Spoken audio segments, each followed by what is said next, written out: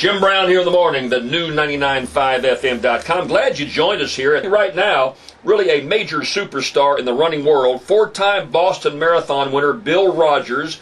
He also has four times. You won the New York Marathon four times, right? Yes. Oh, New York is a wonderful marathon. I've been to both of them. Bill Rodgers is 59 years old, and he's here to run the Crescent City Classic. Going to take place Saturday, 8:30, Jackson Square, going out towards the lake. Wonderful race. Weather's going to be unbelievable. Bill, welcome to New Orleans. Glad you're here with us today. Jim, it's great to be here. And to run extensively. How many marathons you run in your life, Bill? I've done 58 marathons. 58?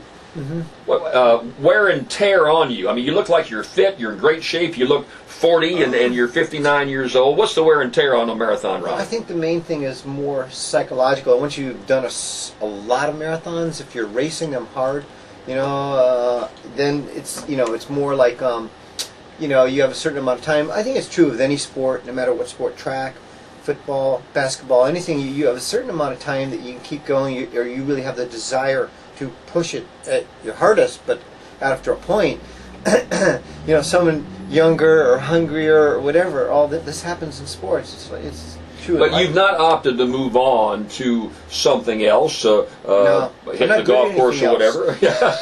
I'm in the same boat. I'm a one-trick pony. This is it. I'm just a runner. Weather like that? I mean, what's the ideal temperature for a marathon runner to run? What is that?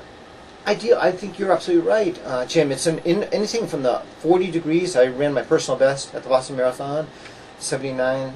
Had set the American record that day. It was 42 degrees. 50, 60 is good. Once you hit about 70, and you start to wear down, because in this sport, what's different between this sport, as you know, Jim, and also is, and let's say baseball or football, is you're not constantly moving. If you're constantly moving, then internally your body temperature goes up, your muscle start sweating and sweating and sweating, and then you've got to replace that with water or Gatorade, and if you don't, then you're just gonna slow down. Your body slows down. So cool weather is a big plus, and I want to salute Times-Picayune for their 29 years of sponsorship of the Crescent City Classic, which is one of the gems in American road racing. It'll be a big race. I ran last year. I was back in the pack. I ran about 47 minutes. I'm hoping to go a bit quicker. I'm not up with the lead runners who are running like 28 minutes, maybe 27. The distance is how far? 10K. 10K race right here. Marathon, Bill. You just don't decide, hey, I think I'll run a marathon this weekend. There's a little prep involved in something like that in there. Well, some people don't at all. I had a friend when I was in college. I remember seeing this. I was a track runner and cross-country runner then, too, I didn't run marathons either, the full 26.2 miles or something like that. But this guy would do the Boston Marathon. He'd come back to campus there, and he could hardly walk. I said, "What is he doing?" I no interest. But this is a 10K. You can walk it, you can run it, you can do a combination. That's a great way to begin to really build your fitness. You don't have to go the full 6 miles. Just get out there and do a little bit.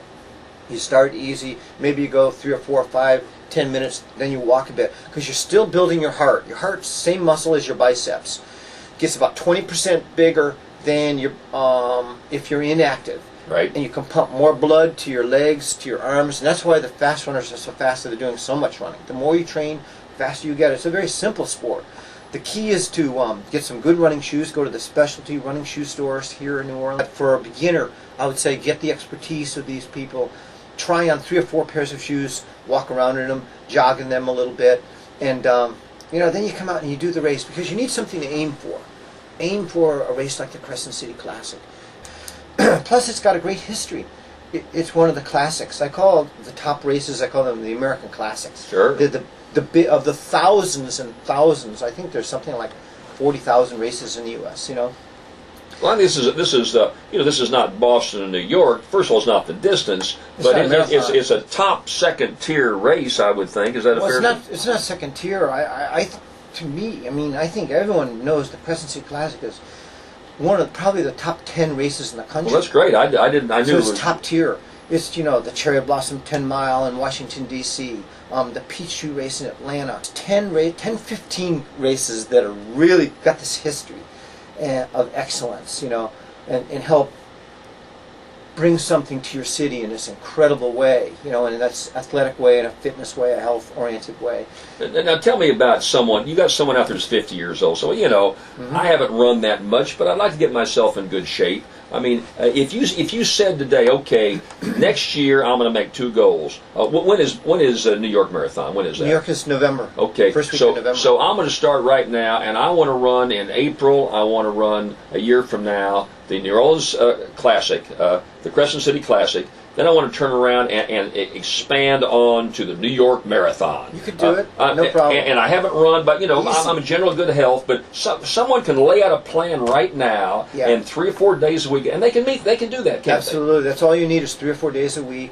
Get out there for three or 4 miles. At first, you start. I mean, I started running a mile, 2 miles at a time. Everyone does, but then you mix it with walking a bit.